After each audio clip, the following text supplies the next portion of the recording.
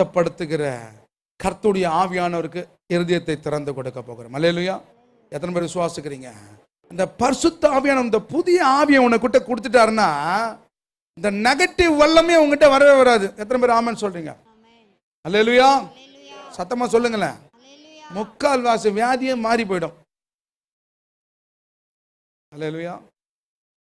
ஸ்டார்டிங்கில் இந்த மாந்திரிக கட்டு அதெல்லாம் உடைக்க நமக்கு டெலிவரன்ஸ் மினிஸ்டான் போயிட்டு உடைச்சிட்டு வந்தால் பயமாக இருக்கும் எனக்கு. ஒருவேளை வீட்டுக்கு வருமோ பின்னாடி வருமோ அது வருமோ அப்படின்னு யோசிச்சுட்டு இருப்பேன். ஒரு நாள் கர்த்தர் எனக்கு வசனத்தை திறந்து கொடுத்தார். யாதொன்றும் உன்னை சேதுப்படுத்தவில்லை, சர்ப்பங்களும் தேள்களையும் மிதிப்ப, சத்துணை சகல வல்லையும் மேற்கொள்வ, யாதொன்றும் என்னை சேதப்படுத்துவதில்லை. அப்போ முதல்ல நான் தொடருமோன்னு நினைக்கும் போது தொடர்ந்துச்சு, சேதப்படுத்தாது என்று நினைக்கும் போது சேதப்படுத்தாதபடி கர்த்தர் காமிச்சார். அல்லேலூயா.